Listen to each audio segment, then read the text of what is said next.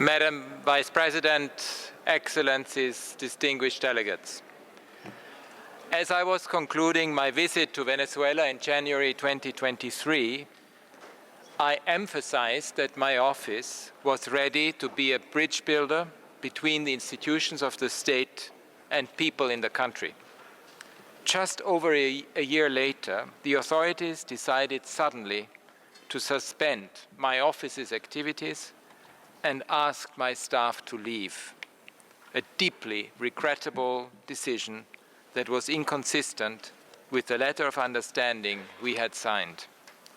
I take note of recent indications that the re-establishment of my office's presence in Venezuela may be possible.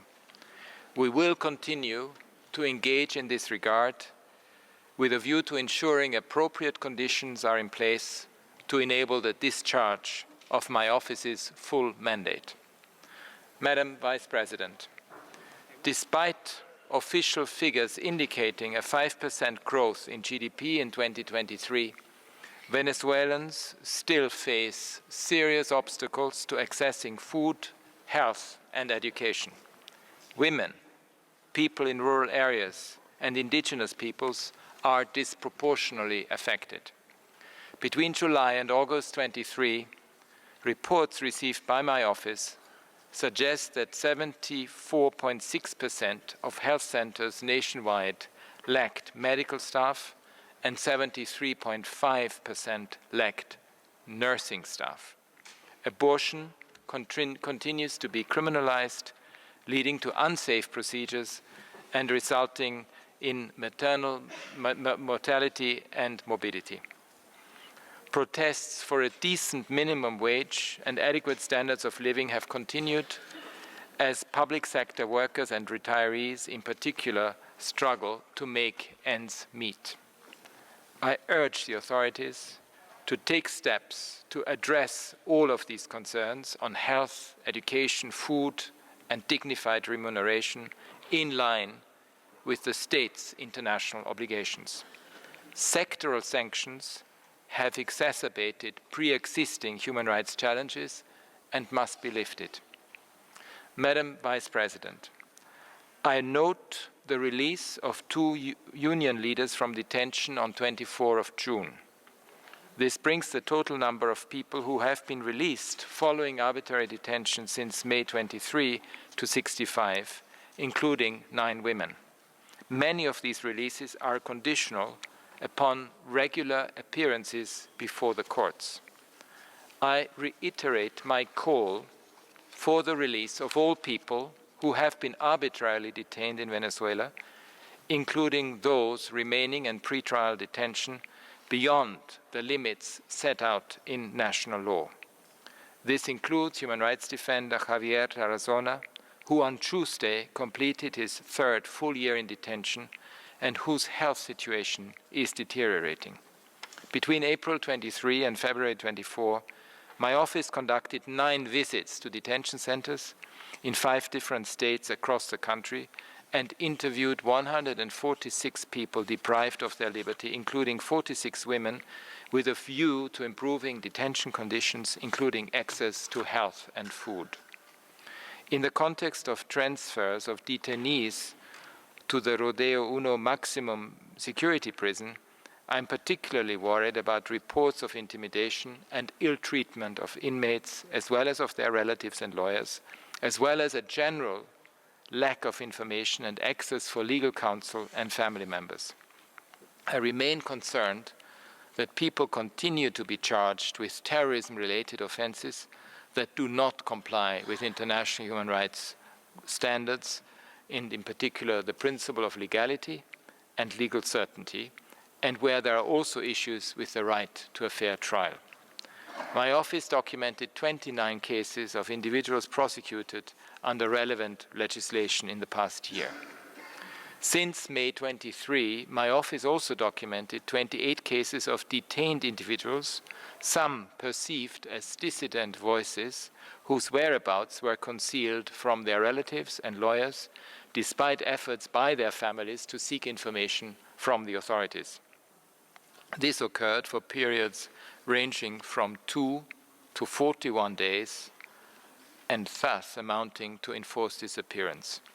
All allegations of enforced disappearance must be investigated and prosecuted, and the practice must end. The recent verdicts against 7 agents of the now dissolved Special Action Force for Homicides perpetrated during security operations between 2018 and 2019 are welcome. I urge full accountability for violations during security operations and protests, including by ensuring access to justice and redress for victims. Madam Vice President, the upcoming presidential elections on the 28th of July, as well as the local, regional, and legislative elections planned for 25, are key opportunities to respect the people's will. I deplore that restrictions on civic space are growing. In fact, the opposite is needed, a free and open space for debate. My office continues to receive reports of detentions as election day approaches, including of supporters and members of the opposition. This does not augur well, and I urge a change to such practices. In the last year, OHCHR has documented with concern an increase in threats, harassment, and assaults against civil society actors, journalists, unionists, and other voices considered critical, including through arrests and prosecutions and 38 cases of arbitrary detention. This includes Rocío San Miguel and Carlos Julio Rojas, who have been detained since 9 February and 15 April 24, respectively, without access to the legal defense of their choosing. We also continue to be concerned about the draft bill on non-governmental organizations and their financing, as well as the introduction of a bill against fascism, neo-fascism, and similar expressions, which contains vague and broad definitions. I reiterate my appeal to refrain from adopting legislation that would further restrict the right to participate in public affairs and the freedom of association and expression. And in fact, this was one of the topics I had raised during my visit to Venezuela last year. A worrying development is also the 10 new cases of undue radio closures documented by my office, and at least 50 websites blocked, 6 more than during the previous reporting period. I encourage the authorities to lift restrictions on civic space, to protect it, and to ensure fully transparent, inclusive, and participatory electoral processes in line with international standards. I also call on all actors to comply with the commitments made in the Barbados Agreement. Madam Vice President, 186 cases of femicide were reported between January and November 23. Investigation into these killings is essential, as are much stronger prevention and response efforts. A protocol developed by the Office of the Attorney General is a first step, but much more is needed. Discrimination, disparaging rhetoric by public officials, and violence against LGBTIQ+ persons persist. According to one organization, 28.7% of LGBTIQ+ persons to who they spoke reported having suffered from acts of violence by state security forces. Violations of the rights of indigenous peoples also regrettably continue, including in the context of actions to curb illegal mining.